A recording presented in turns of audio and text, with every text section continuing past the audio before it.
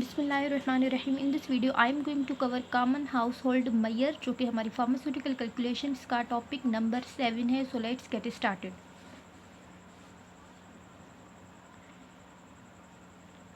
Common household Maihar.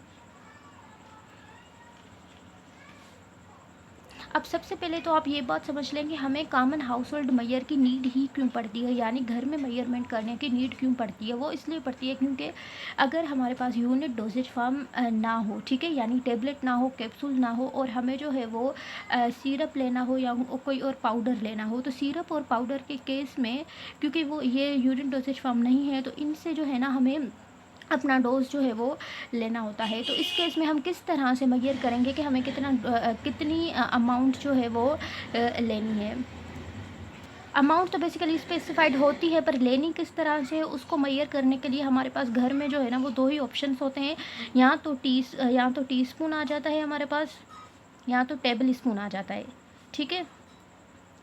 तो सबसे पहले जो है ना हम टीस्पून की बात करते हैं। According to American National Standard Institute के मुताबिक एक टीस्पून की कैपेसिटी जो है वो इक्वल होती है 4.93 ml के।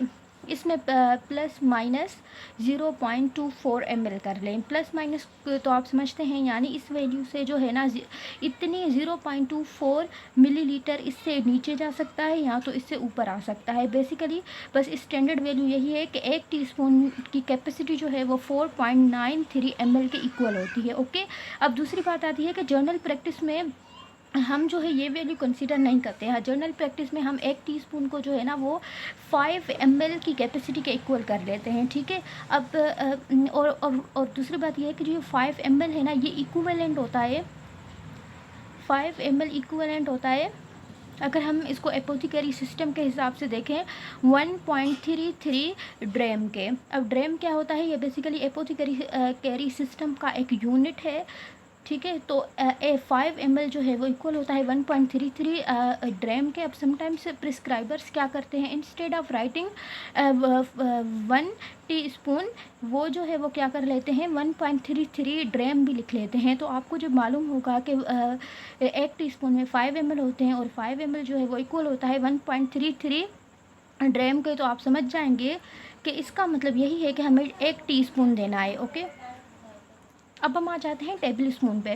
टेबल स्पून जो है ना उस एक टेबल स्पून में एक टेबल स्पून इक्वल होता है 15 ml के, यानी हम ये कह सकते हैं कि एक टेबल स्पून में 3 जो है वो टीस्पून आ जाएंगे, ठीक है। 3 टीस्पून क्यों आ जाएंगे, क्योंकि एक टीस्पून 5 ml का होता है और एक टेबल स्पून जो है वो 15 ml का हो रहा है, तो इसमें मतलब 3 टीस्पून आ जाएंगे। तो आपने बस ये चीज़ याद रखनी है कि एक टेबल स्पून 15 ml का होता है। और अगर हम इसको यूनिट को कन्वर्ट करके देखें एपोथिकरी सिस्टम में, तो एक टेबल ये 15 ml जो है वो इक्वल हो जाते हैं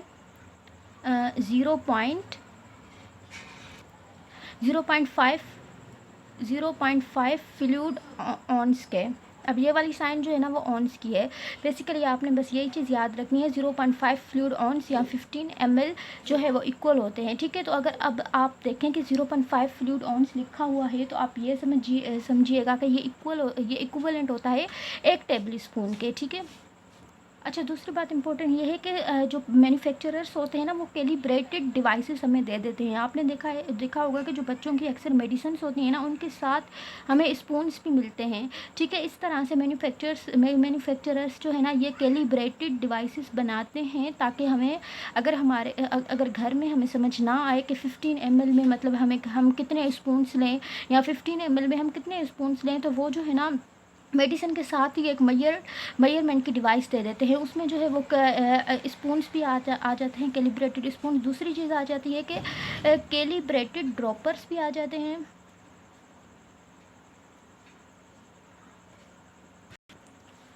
ओरल सिरिंजेस भी आ जाती हैं।